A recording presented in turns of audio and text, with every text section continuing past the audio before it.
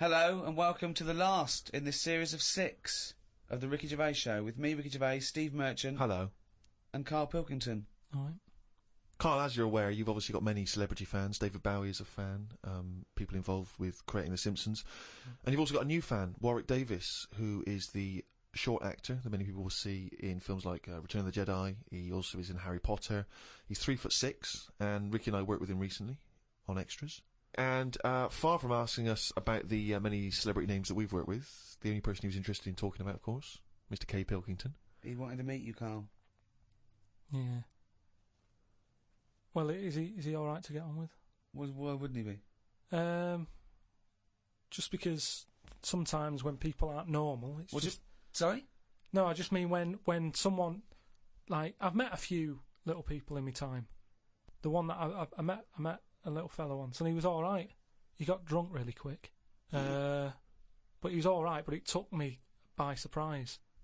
Only because, like I've said about when I met Steve for the first time, it's only that same thing. And then if I lived with the little fella, I'm sure we'd get on a storm. What do you mean when you met There's Steve? a TV show waiting to happen. What do you mean when you met Steve for the first time? No, we've done it, you know, when he walked in, it just a bit of, oh, he's different. But then I see Steve every week, and, you know, the same way I say I like watching Elephant Man, from the first time I watched it to the last, totally different. When he walks in the first time, it's like, oh God, look at that. It's a mess, isn't it? When I watch it again, it's kind of like, oh, here he is, here's John. So, it doesn't, things wear off. That's like the world, isn't it? Things don't amaze you as much as you see things and you use things often. And it's the same with the little fella you're talking about. First time I see him, I'd be a little bit like, oh, what do you say? You know, what shouldn't I say? Whereas once you get to know him, I'm sure he'd be a lovely little fella. I don't know where to start, Steve. Well, Warwick, I think, suspected as much. He's offered you an interesting fact, actually. You're wearing headphones now. Apparently you wear those headphones for just 1 hour, and it will multiply the amount of bacteria in your ear by over 700 times. But why is he worrying about that?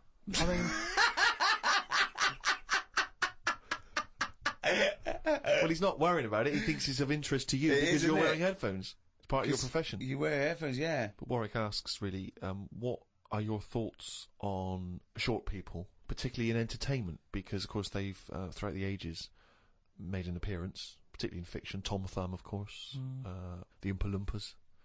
What do I think of them? He's just wondering, you know, I suppose, what your take is. They're all right. I mean, when I was on jury duty, when you go in the morning, you have to go into a big sort of waiting room, and every day I'd sort of see one pop in, and he'd be sort of struggling getting on the chair, and it was kind of something to watch. It was different. That's what's good with things in life. If you look at stuff and you go, oh, look at that, and seeing him struggle on the chair, he was happy. He wasn't struggling in a way that he felt uncomfortable. He'd obviously climbed a lot of chairs in his time, and this was just another one. And watching him, it just makes you think. You go, you know, I should appreciate that I don't have that problem every time I have to sit down and what have you.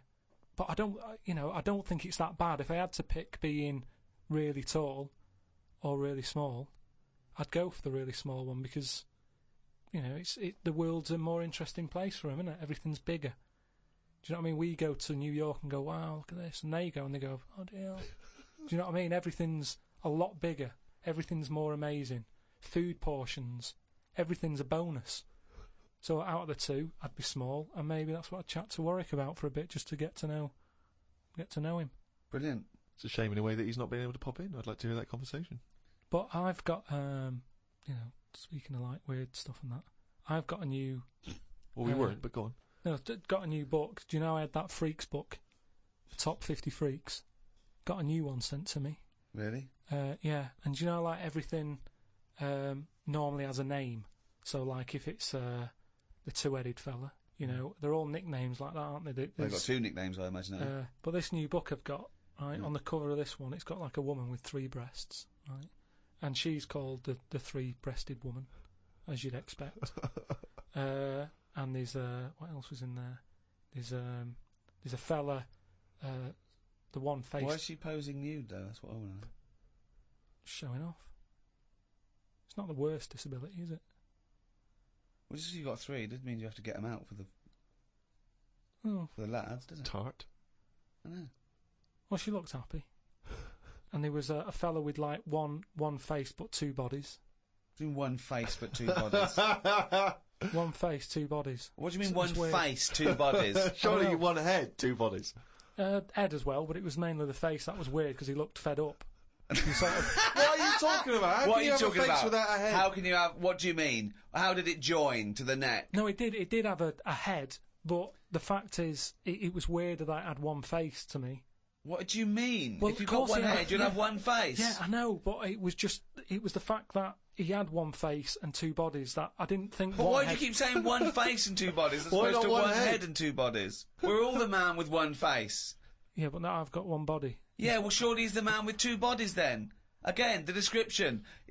Roll up, see the man with one face. Yeah, I know, yeah. He's just got like a face and then one neck, and then it splits off into 2 bodies. It's really weird. it Honestly, it's doesn't. weird.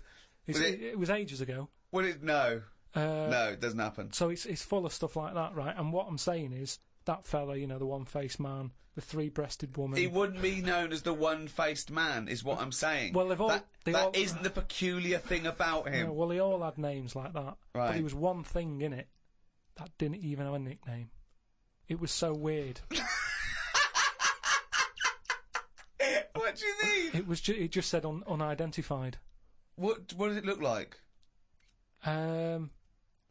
Sort of testicles for eyes. That's. It just reminded me when you What talk do you about mean strange- testicles for eyes? And what is it? Did he have a normal body? I didn't even look at that. Oh, No, so that's what I'm saying though. You're attracted to the oddness of the thing, and that's what I was saying about Warren when he walks in. Warwick. You know, it'll be odd for a minute, and then I'm sure But we'll, he'll get for him over it it, will be, He'll get used to you. you know. I mean, like I've said, I'm surprised that things like that don't happen more because, especially after being in hospital and seeing how the body works and that. You How have no does idea how the body works. No, honestly, I've got me Right, head you round it a have bit. no idea. You've learnt nothing. I've got me. You've learnt nothing since the age of 7. I've got my head round it a bit more, and the way that there's loads of people in the world, and yet you don't see people with like dangly eyes more often. It amazes me. I love the fact that he's amazed by not seeing freaks. Yeah. It's incredible. He's walking down the street going, oh, everyone's got one head. That's Yeah. weird. Suzanne, see any dangly eyes today? No, me neither. It's weird, isn't it? What's going on in the world? Oh. Warwick's not been the only correspondent. We've had a number of people. I remember years ago we used to encourage people to send in questions, and those questions have been drifting in ever since, really. Just things that people want to throw at you, see how your mind works, Carl. Do you mind answering a few? I suppose you might loosely term these philosophical questions, or at least questions that might help you think, ponder on some of the bigger ideas. This is your forte, Carl. Philosophy, isn't it? Question 1. Carl, are all men born equal? Well, we've talked about Warren. Warwick? Say if like the Pillow Man, right, the fellow with no arms and legs, if everyone was like that, he wouldn't be. That wouldn't be a disability. He'd be equal to everyone else, wouldn't he? When someone fights for equality, it doesn't mean they want to be treated literally the same. For example, it's usually about a prejudice, isn't it? Or a lack of opportunity. Yeah. If you were... just to think of equal opportunities in terms of a job. Yeah. If you needed someone for a lookout on a lighthouse and a blind person went along, they couldn't do the job. Whereas if it was listening for stuff and you didn't give it to the blind person because you were worried about, blind people, that would be imposing a prejudice because he could hear as well as you. So if he was the best for that job, he should get it, despite his other disability. But I'm pretty sure, yeah, your ears are important in a lighthouse. I'm pretty sure he's come down on the wrong side of the argument, Steve. Keep going. Go on. No, I just want to hear it, you know. I mean, if they want to go for any job, go for it, but then don't moan if you don't get it. That's all I think. Is that your equal opportunity statement? That's your statement. Well, I don't take anyone on, so I don't have all these worries. But I'm just saying, if I was in charge of that lighthouse, and the deaf fella turned up, was he deaf or blind? Well, it depends. I gave you There two was one of scenarios. each. There was a deaf guy and a blind guy. And no one else. I'll put another advert in.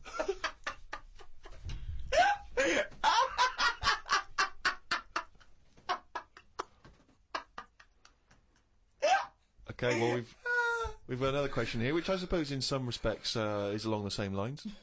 Do you believe in the notion that history is written by the victors, and consequently? Well, don't tell him what the upshot No, of that I was is. going to say, and consequently, what does that mean? Yeah, sorry. And consequently, what does that mean for history as we understand it? Just that stuff's written by the people who won it, type thing. Won what? Won whatever they did. But what yeah. But Well, if it's a war, the ones who won it wrote it. But Yeah. of course you're going to do that. That's what you do, isn't it? You shout about it if you win something. If you lose, you go, oh, don't talk about that, it's depressing. no, doesn't mean that at all. Because they're not around. Well, it means very often if someone has conquered a nation or set up a dominance somewhere, that they keep an eye on what goes out, what's propaganda or whatever, or what's taught in schools, But it's even more significant than that, because it comes down to the very, very minute pieces of information that we see in every walk of life. Prior to black people having their freedom when they were slaves, history, or the history of black people, was not being written by black people. Therefore, it was always seen through white eyes, which often explained, justified, or excused, or dismissed, or didn't even mention many of the abhorrent things that happened. So it's hugely significant. I suppose you can bring out 2 books. There's loads of books, isn't there? I brought one out. If I can get one out, let the losers bring one out. Is what I mean. Just let everyone have a book, and then you decide. Let people decide which one they want to read. I think they did it with some story where it was like you decide the end. Okay. That was largely a pointless exercise, wasn't it? He's got no idea. Carl, do you believe that the future is fixed? Do you believe that your life unfolds as a matter of destiny? I've heard something about this where there's some system that it is laid out for you. And even if you want, say if I wanted chicken for my tea, I really fancy having chicken. But when I get to the supermarket, the fella goes, we haven't got any chicken, you're having beef. They say that was already laid out for you, and that day you were having beef. No matter what happened. Fatalism. There's a slightly more attractive theory called determinism, where they say it's well, not that's so much. If you want chicken, you'd go to the next supermarket and you'd go, well, I'm going to find it. It doesn't mean it doesn't mean you're determined in that sense. Like you're definitely going to have chicken tonight. It means that it was determined, as in predetermined. But all determinism basically says is that it's not whether you can choose. It's whether you can choose your choice, because it's to do with brain states, and we think we have the illusion of free will because you go, oh, I have a drink, oh, I fancy Coke, but something in you happened that meant you wanted Coke. Well, this is weird, right? Because do you know how I've been in hospital having me kidney stones done and what have you? Well, as they do in hospitals. And this is why I don't like going in them. Did I just try and explain determinism to Carl Pilkington? Yeah, What I the didn't fuck want to am I stop thinking? you, but I mean, what am I thinking? it just made you look more of an idiot than I him. know exactly. Yeah, I feel stupid. Yeah. But I'm in hospital, right? And like I've said to you, the annoying thing is when you're in hospital, they didn't just have a play about with the kidney. Whilst they're there, they're fiddling about with other bits, right? And they're like, oh, let's have a That's feel. libelous. No, but that's what they do. Whilst you're in, let's have a prod about. They took some blood, right? And they said to us, now the weird thing is, these kidney stones you had, it was probably caused by too much calcium, right? That's what they are. They're a calcium build-up where you're not flushing it out, and so it's... Yeah. Now, the weird thing is I don't like having cornflakes. So what I'm saying is, what you were just saying there is your mind or whatever. I've asked you before, I don't know what's in charge. But say like... You don't, do you? Say like when I get up in the morning, normally Suzanne will have some Rice Krispies. And she's like, do you want some? Right? Just have some. And I'm like, no. Now that isn't me saying no. That's the calcium. That's my body going, I don't need any milk. Don't give me milk. I'll have a crumpet. Now, bear in mind, Rick, that in the space of 3 minutes, we've gone from your definition of determinism to him having a lovely crumpet for breakfast. There's no one else in the world you can have a conversation with where you can make that distance that quickly. But it is interesting how my body... Have you ever had it, right? Sometimes I can go but ages. No, your body lied to you, because your body said you don't need water, you don't need water, you don't need water. No, oh, yeah. Like today before I left, Suzanne said, what do you want? Straight away I said, I need some leeks. Now... that operation I've had has obviously taken out whatever the leaks give me. I'm lacking on that. See, I think he probably has it more than the rest of us, because I think he uses his subconscious more than us. We think about stuff. He is like the leech that is going on chemical memory. Yeah. Oh, it's only going to rain it down. That jingle there signifying, of course, once again, another reading from the Diary of Carl Pilkington. Now, of course, for those of you who have not been keeping abreast of Carl's medical complaints, just bring us up to speed, Carl. You had to go into hospital this week because previously you'd had... I've been in and out, honestly. I've been in and out of that hospital just with kidney problems, really painful and what have you. And he had kidney stones, all right? No, but seriously. Monday. I had a bit of a lie-in today because I have to get up early for my operation tomorrow. Not only have I got to have tubes shoved up my knob, but I also have to get up at 5:50. Suzanne said I could have what I want for my last dinner. It's not your last dinner, you're going for an operation. Yeah, but you can't take things for granted these days. Oh, I had shepherd's pie and peas. Suzanne made it from scratch. As nice as it was annoying. Because making stuff from scratch means loads of pots, and it's my job to do the washing up. So much as the food was nice, there was loads of pans and that. People who get their last dinner on death row don't have to wash up. Got up at 5:55. You were supposed to be getting up at 5:50 on the other page. You were 5 minutes late getting up. He's often late. Often late. No, just because I needed to have water.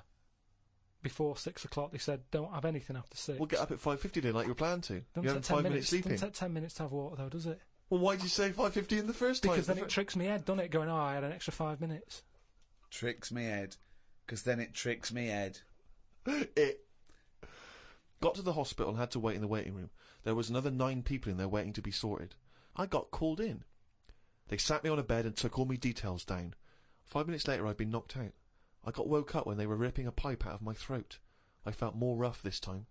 The doctor came to see me and said he couldn't find a stone, so I must have passed it. I said, are you sure?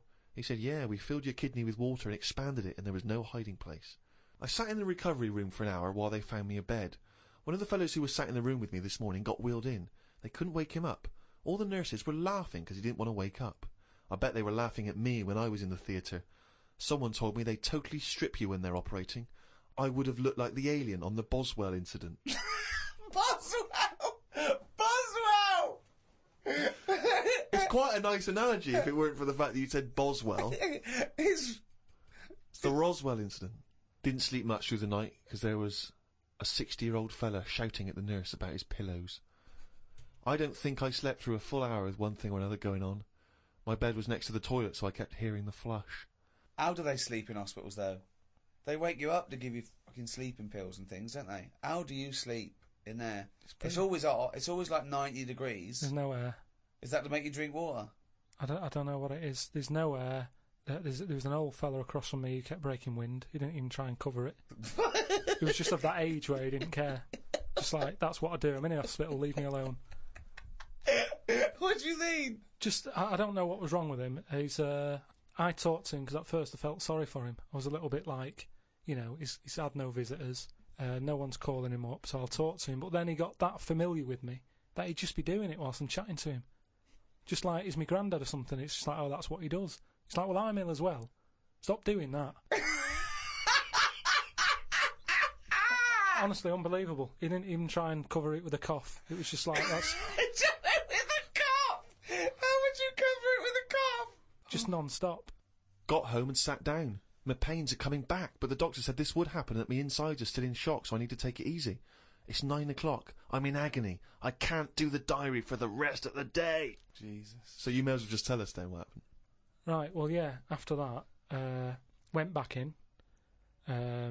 Suzanne just got frustrated with me because I was rolling about on the floor and she was trying to watch Arthur, right? So that was on the other night. I thought it was when you lodge her. So, And she said, look, if you're in pain, do something. She said, you know... You went and got a cold plate. Yeah. No, use an ashtray. Plates are for liver damage. She said, right, come on. Let's... she said, I can't put up with this. It was like 2 o'clock in the morning. So we left the flat and what have you. Got in a taxi. He filled up on the way, which was annoying. He didn't. That He is did. cheeky. That really... I mean, he could On see the I was way in to the pain. hospital. So... Because he's not an ambulance driver. Did you explain that to where you no, were going I to? was in that sort of thing where you just can't be bothered. Do you know what I mean? I was in a sweat and He stuff. came back with a scratch card and some barbecue. Briquettes, yeah. So anyway, he gets us there and he doesn't charge us, which is pretty decent of him. That's all right, yeah. So I go in and there's like... I don't know if you've been in like A&E at like Grim, I imagine. 2:30 in the morning. It's Oh. just depressing. Fluorescent light doesn't help because it makes everyone look iller than they actually are. So in there was a woman who was just sat there crying. She wasn't holding onto any part of her body. She was just sat there whinging. And when you're feeling bad, you've got that going on. So you just want to tell her to shut up. There was a fella who was like moped over in a wheelchair that someone had just chucked in. Moped over. It looked like somebody had just sort of found him and wheeled him in. Nurse? Who's the guy moped over? So this gay fella came through. And, How do you know he was gay? just the way he was. I'm not having a go. He was a good fella. Do you know what I mean? A doctor, you mean? No, he was a nurse. Right. And he came through and just sort of went, "Oh, how are you?" And I was like, "Oh, I've had better days." So he got As me you on mentioned in the diary, I remember the first time when I came here, they said the nurse might put a tablet up my arse. I thought the chances of that happening had just increased. Oh, God! Yeah, but I would have let him do it. Honestly, I was that sort of out of it. That Of course you'd let him do it. He's a qualified nurse. No, but the way I am now, say if it was just a tablet for sorting out my blood pressure, and I walked in there and he went, "Oh, hello," and he said, "Yeah, let's pop that." I'd go, "Hang on a minute." But what I mean is that night I would have just let him put 3 up. Honestly, it's just weird, isn't it? How your body just goes, let him get on with it, and you trust anyone, don't you? When you're in that much pain and you need And help. they're a qualified nurse, yes. They gave me some morphine, and my sort of head caved in again like last time, and then the pain went. But anyway, just turns out that I'd had a load of like blood clots in the bit from my kidney to my bladder, and that was acting as a sort of a stone again. No, it's just, So it's that's just what- a scab, isn't it, where it's curing it? So. No, but all the work, when they blew up the kidney 4 times its normal size, so there was no hiding place for the stone. Yeah. So when they did that, it caused a lot of blood. It must have ripped the sides of it and stuff. And then that blood was in the kidney, and it went down the pipe and blocked it up a little bit. And that's the pain that I had. It was sort of, had problems getting through all this thick blood that they caused. So the weirdest thing that happened when I was in there, right? The morning like after I'd had the morphine and what have you, right? I slept pretty well, but I woke up and you have like a telly for your own bed, that you're allowed to use if you pay for it, right? So the glow from that woke me up because they come on at about 7:10, and the telly's in front of your head, right? So you're getting this glow and you're going, "Oh, what's that now?"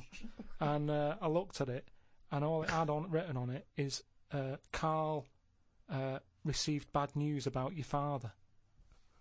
Right? And I was like, is this what they do now? Because it's such a big hospital, did they just text you sort of news to your bed? And I was kind of like, like I say, it was early, it was 7:10 or whatever. Thinking, what's going on? I didn't have my mobile. Suzanne took that. And I was looking at it, I read it again, I thought, it might come up with more, like, what's up with him? Turns out it was just a review for Neighbours. It just tells you... It tells you what's on the telly that day. And there's some fella in Neighbours who's called Carl, whose dad went bad. So that sort of woke me up a bit. I had a bit of a shock then. It was kind of like... So I was wide awake at like 7:15 in the morning because my heart went a bit fast because I thought something had happened to my dad. Carl, of course, has written a poem about the experience entitled My Ward. All I've done here, I've been through I don't know what the word is, a bad experience. Trauma. a trauma. Yeah, I've been through a load of trauma. Mm. So I'm just finishing it off with a little sort of picture for people. Go on then. In my ward. It's called me ward. Me, a Chinese fella, and an old bloke who looked like Mr. Burns from The Simpsons. Don't know what was wrong with him, but breaking wind was the symptoms. No one visited him or called him. He seemed quite lost to me. As well as wind problems, he had a colostomy. Bad. When I left, I said see you to the old man. Turned out the other fella wasn't Chinese. He was from Japan. I never found out what was up with him. You've got a little picture there, haven't you, of me sat in my ward. I'm sat there with that fella who I didn't talk to, the old fella who had wind problems. And that's what a poem is, isn't it? But the detail about you thought he was Chinese and he turned out to be Japanese, how is that evocative? That's just a piece of misinformation. It's just I like it. I imagine a lot of people make I that like same it, because mistake. you know why? It's like, he even makes digressions within his poem. Yeah. Do you know what I mean? It's like, he could have gone back and erased that, but he didn't. He left that digression in, and I think that's great. It's very honest. Yeah. So, you know, you've done quite a few bits there from the diary, right? The other week you were saying a diary to sort of be famous and what have you, it's got to have a big event in it. That's a big event in my life, right? Mm. Peeps did a diary that had big events in it. You said about the fire on Pudding Lane. I've had a kidney stone here. You write about puddings you've had. So is that as big as... Is that a proper diary thing? It's a proper diary anyway. I think, personally, the 5 or 6 pages you've written about your ill health are genuinely interesting, and I'm sure, in years to come, it will be an interesting evocation of the NHS at this modern age, and how it is, what it's like to be in hospital. What other diaries are out there? Well, a lot of them are fictional, of course, Bridget Jones and the like. There are lots of memoirs, but to I publish a don't whole know diary, why. I mean, you can Well, get... the two most famous diaries, I'd have thought, was Pepys and Anne Frank. But Yeah. Kenneth Williams' diaries were published after his death. Many celebrity diaries have been published. Alec Guinness, people like that. And is that just their last year, or did they do it when they were doing a lot? Because if yeah. they're old and sort of not working well, a diary isn't that good. Well, often the moments, prior to their passing are some of the most interesting. You see their final thoughts and final days. Yeah, but you say different things when you're ill. When I was on that table about to go under and you're thinking this might be it, different thoughts on the world. Do you know what I mean? Different priorities. What's the most profound thing that you thought that it was because of your illness? Just as I went under, the last thing I said to this woman was, "Oh, you look different with that on." And oh, you look different with a hat on. Yeah, it was a woman who gave me the injection, and she'd been round to the bed beforehand, sort of saying, "Right, you're allergic to this. Can you eat strawberries?" And I was a bit like, "Why are you asking me that?" And she went, "Well, no, a lot of people are allergic to strawberries." And I was saying, "But is there any trace of strawberries in the stuff?" And she's like, "No, it's just that a lot of people are." And I said, "Well, no, I eat them." And then she's like, "What about fish?" And I said, "I like some, but I haven't had them all." And and then she turned to Suzanne at that point and said, "What, do you know of anything he can't eat?" She sort of said, like turning to the mother, yeah, when the child can't answer. But she was this woman, and she didn't have a hat on or anything. And then when I went down there, I didn't realise it was the same woman until I was lying there, and she started to inject me, and I just said, "Oh, you look different with that on." And then I went out, and when I woke up, the woman sort of came round and just sort of said, "Oh, it's weird that was the last thing, like you said," and that made me think that could have been my last, like fighting on the beaches or whatever. That could have been my little thing. You look different with a hat on, Carl Pilkington. Oh, God. In its own way, it's quite wise. People do look different with hats on. I think his last words would be something like, "Can this kill you?" Yeah. Suzanne, can you drink bleach?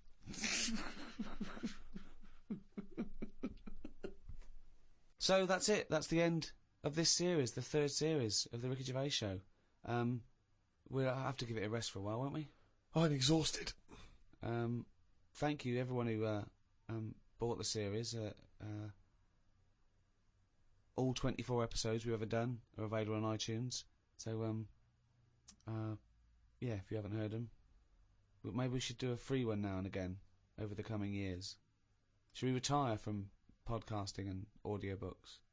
We've made our point, haven't we? I think we've made the point, yeah. I mean, you always leave them wanting more. And let's be honest, we passed that long ago. So we may as well stop now in as good a time as any. So let's never say never, but for quite a while, it's goodbye from me, Ricky Gervais, Steve Merchant. Goodbye. And Carl Pilkington. Right. Oh, chimpanzee lap monkey news, you little brown-headed... Right, years ago, people only drank water, didn't they? How long ago are we talking? Going back a bit, Okay. and it was just the norm. Everybody was happy with that. It was kind of like, what, you're thirsty, have some water. It was just what you did. And it was more of... Well, no, not only water. No, it was. It was kind of like... They drank milk at birth, didn't they? Yeah, as a baby. But then you don't have that when you're older. What I mean is there's more now, as we've discussed, there's more of everything. So I thought there was fruit juices in. Yeah, but what stuff. I mean, when people were thirsty, it was like, well, have water. They didn't go, what do you want? Do you want this? Do you want that? I'm just saying they had it for a purpose as opposed to something for the taste buds. Right? Yeah.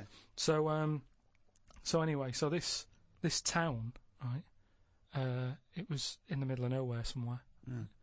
It's the detail that makes the story, isn't it? The pinpoint accuracy of detail. So it was a while ago, and it was in a town somewhere. Brilliant. In the middle of nowhere. And what used to happen is barrels used to appear, right? These sort of, do you know like how they have wooden barrels, that beer and that comes in? Right. One of those used to just be in this village, and everyone who lived there was used to this sort of drink that used to crop up, right?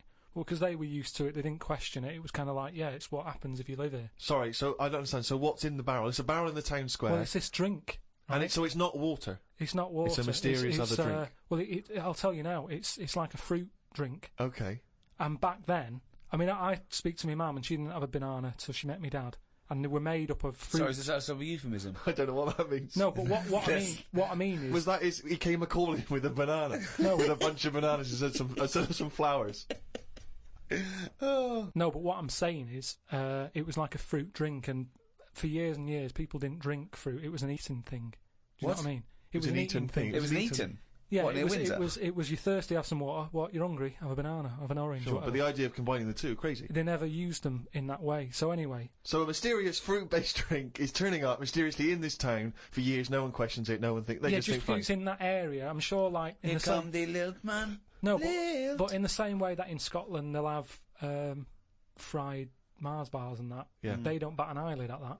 Yet when we go there, well, no, they didn't appear mysteriously. Did they didn't just appear one day. I assume they go to the newsagents, then take it home and pop it in some batter. But what I'm saying is they don't think anything's odd about that. But as time goes on, people have started travelling more, haven't they? Ooh. And you have visitors sort of came in to the town, and they were saying, "Oh, I'm a bit thirsty. Have you got any water?" And they were like, "I don't have water.